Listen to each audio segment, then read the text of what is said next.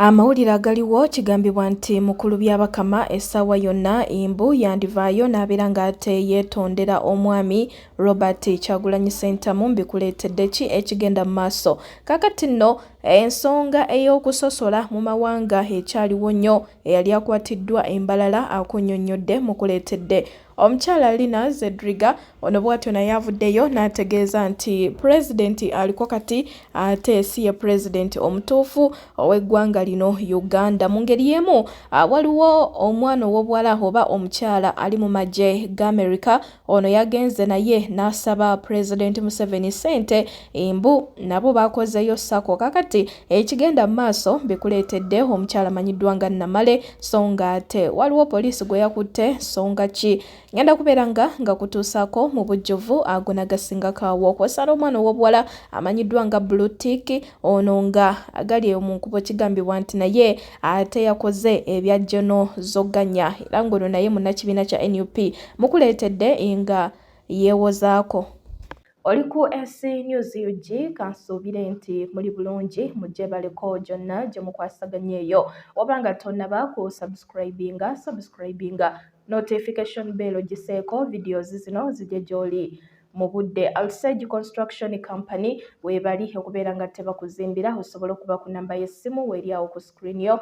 Bakubireko okumanya ebisingawo, balina ofiisi esangibwa Mengo opposite Sir Apollo, ate ng'osobola okutereka nabo ssente mpolampola weziwera ate ne mutandika okubeera nga muzimba.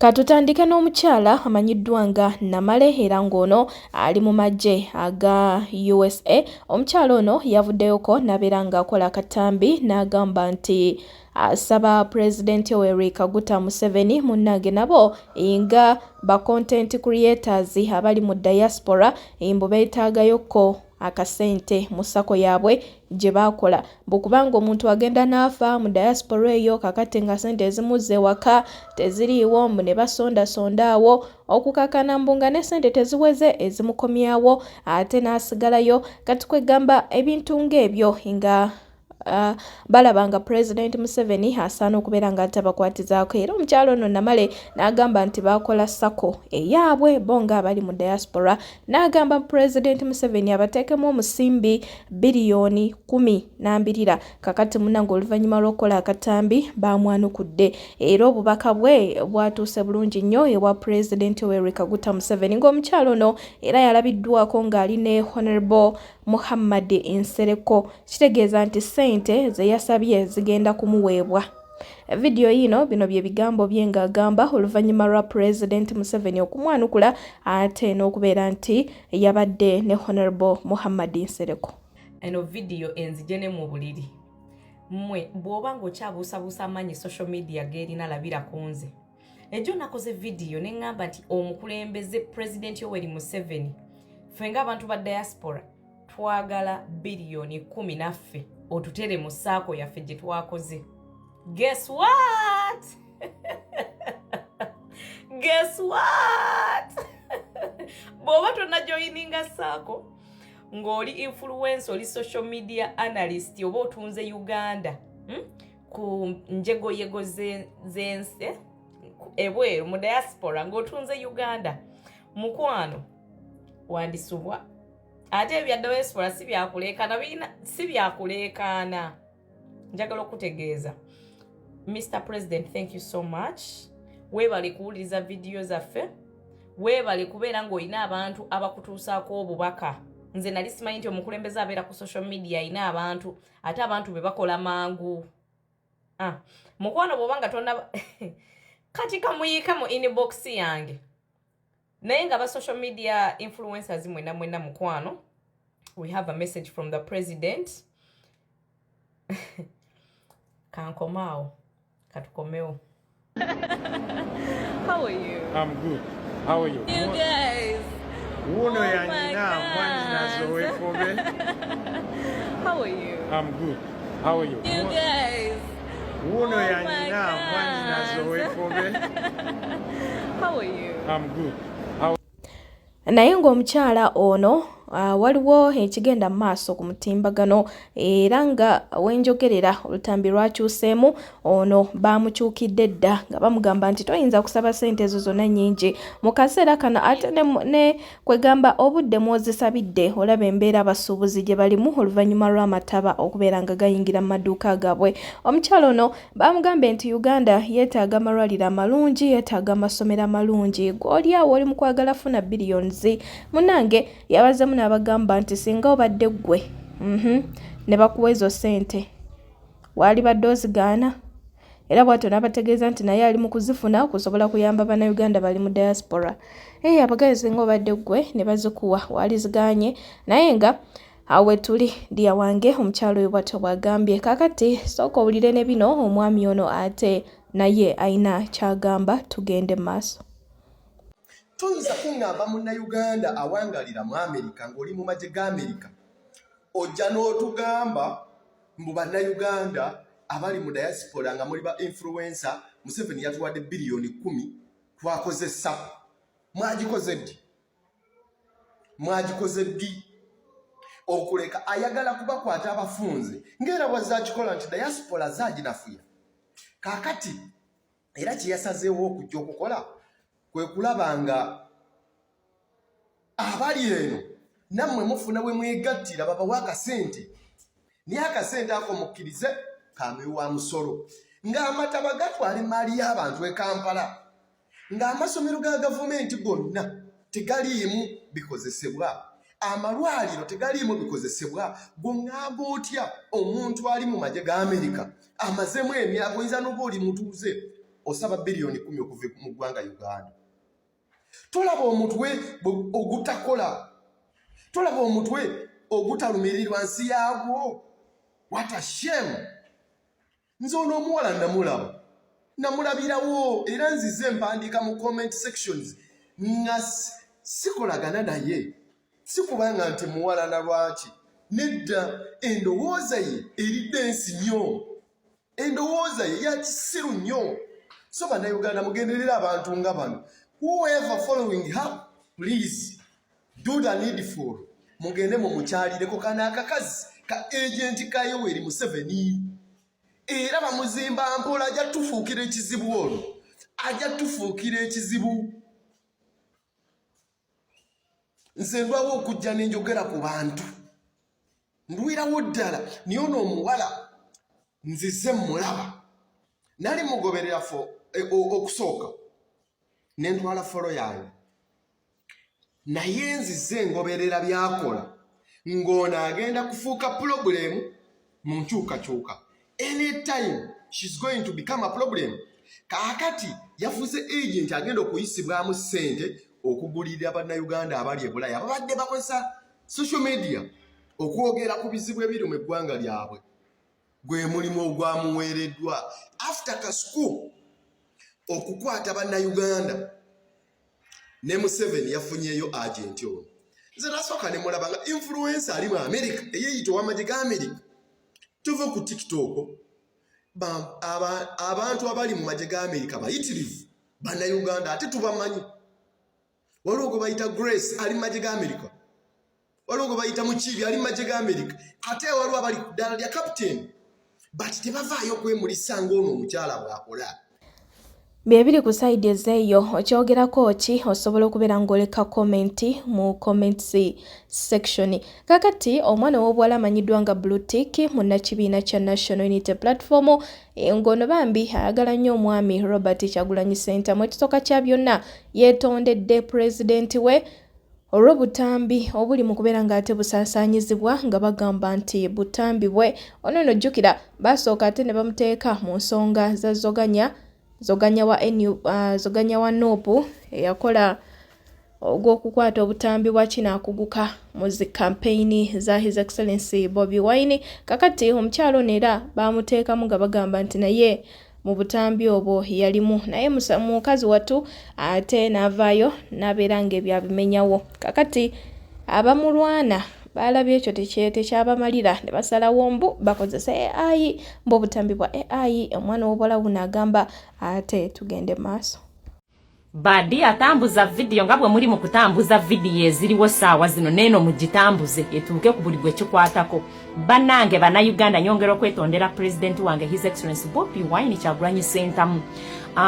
N'ekibiina kyange ekya party banange bino ebiri mu kutambula tebikwata ku president wange tebirikwata ku party. Secondly, ebintu ebiri mu kutambula biri fake eyo AI sinze eyo AI kati mwe n'abagikoze nga mwagala kulumyanze Badi yanze nkyali strong mwasookera ku butambi bwa zoganya nembasaba video yange nga ndizoganya temugirina nembasaba video zonna ezikwata kuzoganya kati tekyabamalidde ne mugenda ne mukola AI ne mugipostinga ne mugiwa ba bloggers kati gye bali mu kutambuza so kati Badi nyongera okubajjukiza eyo AI sinze. Thank you so much you guys. Respect.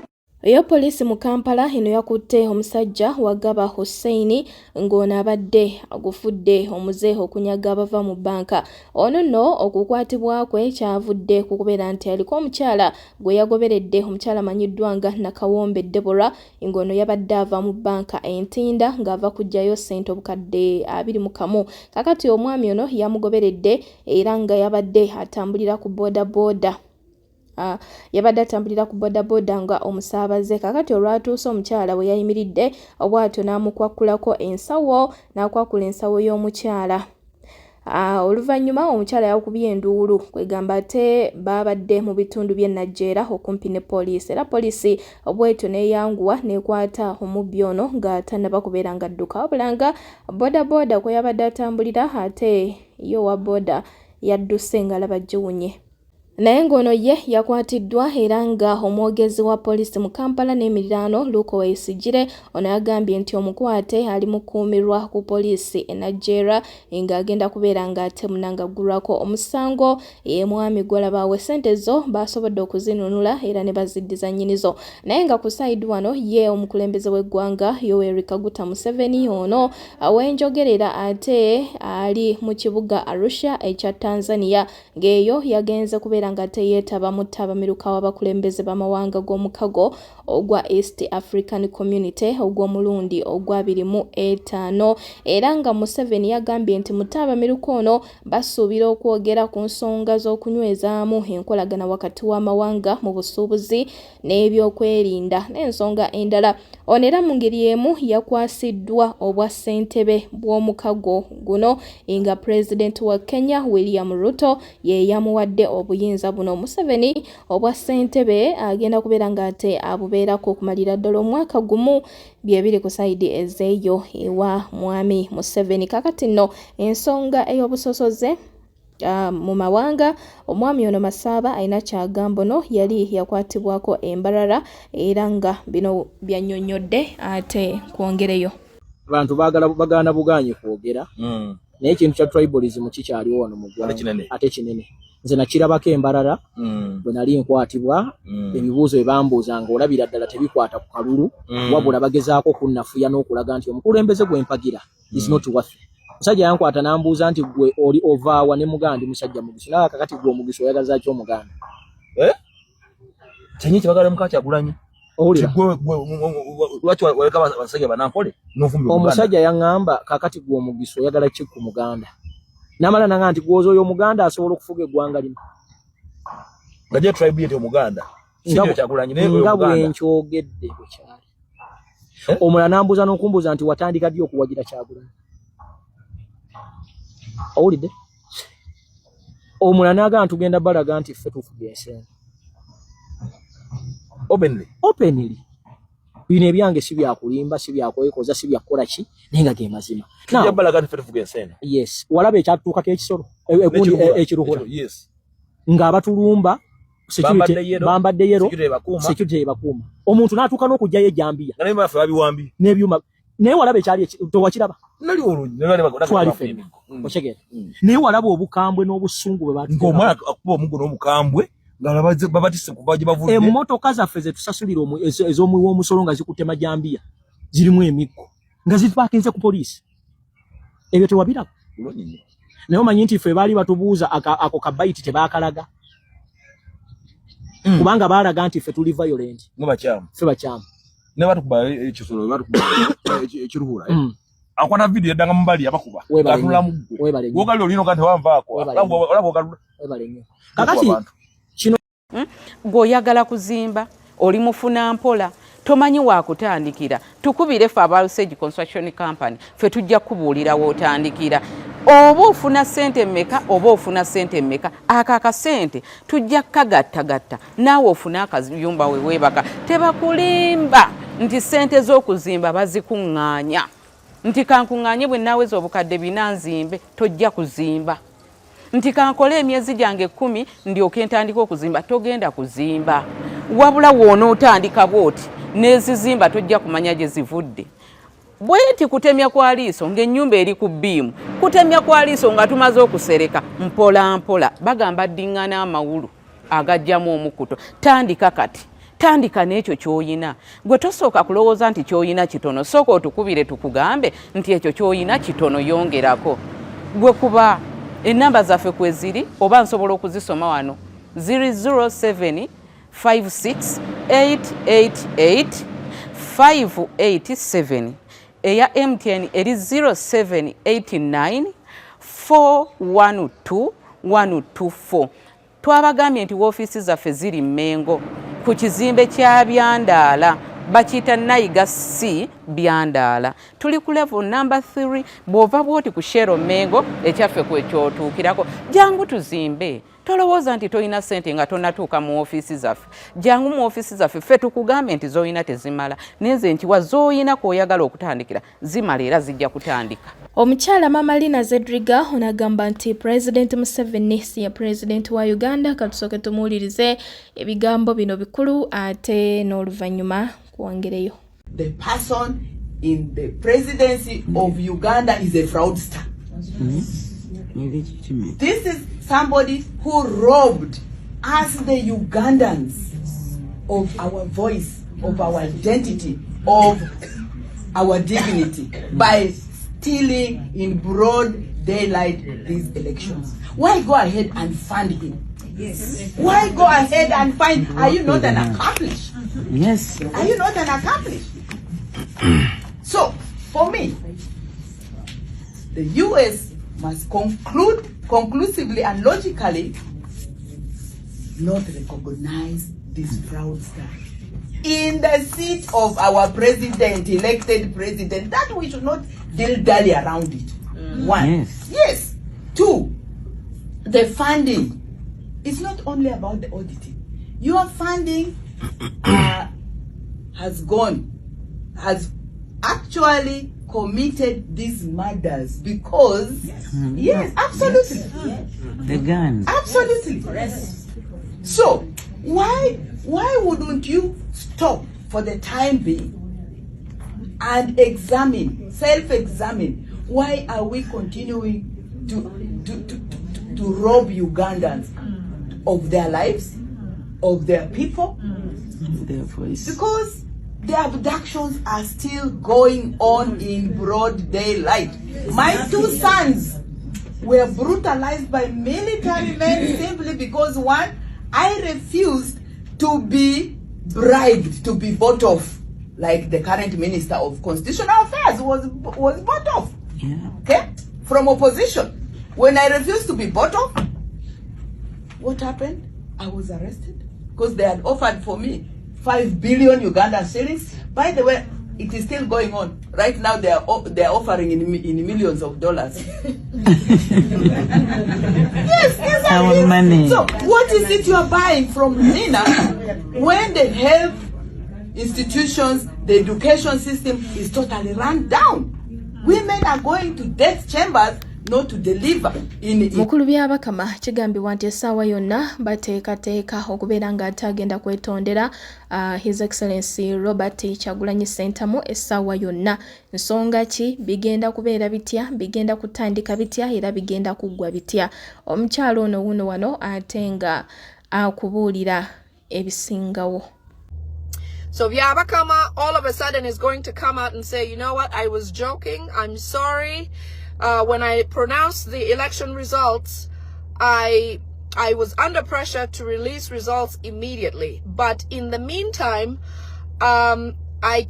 somebody tampered with technology, and so the results were interrupted, and I ended up giving His Excellency Kyagulanyi Ssentamu Museveni's results, and I gave Museveni His Excellency Kyagulanyi Ssentamu's results.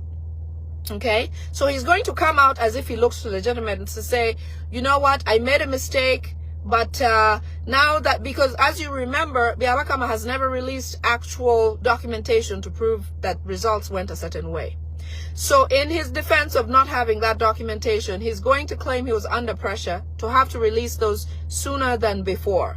Okay, so after those results are released officially, he'll come up and say, oh yeah, His Excellency Kyagulanyi Ssentamu won by 71%, as he had said that it was Bobi Wine's, Museveni's results. Eventually, the Interreligious Council, which is already informed about this, in fact, they've already been paid to actually perform on this issue. They're going to come out and say, and seek his SG, which is Louis Rwongoya, and also try to access Lope, who is Joel Senyonyi, and ask them if there's anything they want and name the amount. Whatever they want, they're going to give them. And say, just go ahead. We've already announced, we've pronounced Bobi Wine the winner, His Excellency is the winner. So go ahead and invite him, have him come out, and you know, he has won the election. All Ugandans will go into jubilation. We are all happy. Our president has finally taken this thing. So they will, with the awards that they'll give His Excellency, with the awards they'll give Lope and SG, they will then find a way to reach His Excellency Kyagulanyi Ssentamu to pronounce him winner. Okay? After byabakama will say, you know, the technology was tampered with, he was not allowed to report correctly in the correct results. The UPDF will also come out and say, you know, our job is to protect the presidency, so it doesn't matter who is going to be president. We are going to protect whoever it is. Eventually, they'll give Bobi Wine the security detail that he, you know, supposedly deserves as a president of a nation, and also the Interreligious Council will start talking to his to Joel Senyonyi and Louis Rwongoya about, you know, transition and how things should be and all of that. Then eventually the Kasukus will come in, the TikTokers. They'll be informed about, you know, the winning, the updates, and that Bobi Wine or His Excellency is now the president. After they've gotten him out, okay? After His Excellency comes out, they then will, Museveni and his team will go ahead and file a motion to disagree with the results. Remember, he does own the judiciary. He does own every part of, you know, he basically strokes the strings of byabakama. He's in charge or entitled and is above all these people, but he's going to make them act like they're not on his side. Okay? Museveni will then file a motion in court saying that indeed he disagrees with the results, and yet this plan, they're all in it, you know? This is how Museveni has run Uganda for all this while. He has acted a certain way and come out and acted the other way. Museveni is both the left and the right hand in every aspect of life in Uganda. There is no legitimate body or party that does things without the consult or without the ruling of Museveni. So anyway, that's their plan. Once Kyagulanyi has been pronounced winner by the mouth of byabakama as the EC of Electoral Commission, Museveni, Chiriowa Chiwanuka, Karujire, Bijirimana, Kalemani, they'll file that motion. And what they really want to use as their main issue or reasoning for this being illegitimate is the fact that the biometric system were used. Remember, Museveni was the president at the time. Museveni ordered the use of biometrics. Museveni got money from parliament to buy biometrics. This shows you how these people have been playing with our mind. So despite the fact that him in his presidency paid for these biometrics trained byabakama and team on how to operate biometric systems, and the systems failed on the day of elections, he's going to go to court and try to fight those facts and be against the use of biometrics. Okay? And then, after they filed a motion, guess who is going to preside or decide on the results? In the same judiciary panel where Nzeija, Karujire, Bijirimana, Kalemani all exist as appointees of Museveni. Okay? Those appointed judicial panel of Museveni will be the ones to make a decision or propose the direction that this goes. And what are their proposals? There will be one of these three. Because it will be Bobi Wine or His Excellency Kyagulanyi Ssentamu against their president, because Karujire is Museveni's attorney, Chiriowa Chiwanuka is Attorney General appointed by Museveni, Kalemani is a lawyer or is an attorney, I think is appointed by Museveni too, and so is Bijirimana. And then Nzeija is the Chief Justice appointed and sworn in as Chisozi on Museveni's compound by Museveni. Those are the people who are going to propose a way forward. Isn't that crazy? Lots of drama. So when they propose, there's going to be three possible resolutions. One of them will be dialogue. They will say, no. The courts don't have money. The courts don't have the manpower. The courts don't have enough power to be able to execute on this matter. So what we're going to propose is that you go and have a dialogue. Both His Excellency Kyagulanyi Ssentamu, which is the new party, go and have a dialogue with NRM or NRM or led by Museveni. And then who is Museveni's attorney? Karujire. You see this mess? And who is the Attorney General on the side of the state? Chiriowa Chiwanuka. If that is not an option, they're going to say, okay, the next proposition for you or best possible proposition is that the government, that you both have a government of national unity. Abalungi abatuuliriza era abatulaba olunaku olwaleero tuchaddeko ewa Sheikh Asiraf Dembe. Sebo sanyusa okubalaba amannya agange Yezeseeka Asiraf Dembe akola ku bizibu by'enjawulo. Omuntu singa aba alina ebirwadde musomereddwa tunywa amazzi ga lukuya nga bw'obadde ogalaba tugenda abantu ku kyoto ne twokya emizimu emibi egibabaamu n'okulombeddwa abantu singa abeera ng'ali wano atuuse nsobola okumulombereddwa waba atatuuse nga mpadde amannya ge ng'ali wala neetaase ennamba yange yeeno eri 0707763711 nammwe bannyinaffe abali ebweru oyagala okuba nti oyagala okulombera ku ddwa ng'olina ebizibu viza zibuze amaka gakolongotana sente zikola zimpita mu ngalo ojja kumpeereza ekifaananyi kyo n'amannya go ebyo byokka bijja kummala nja kukulombera edduwa ojja kutereera olunaku olusembayo mu mwezi mba n'edduwa eyawamu ffenna n'abalwadde bange abakadde n'abapya. Assalamu alaikum warahmatullahi wabarakatuh.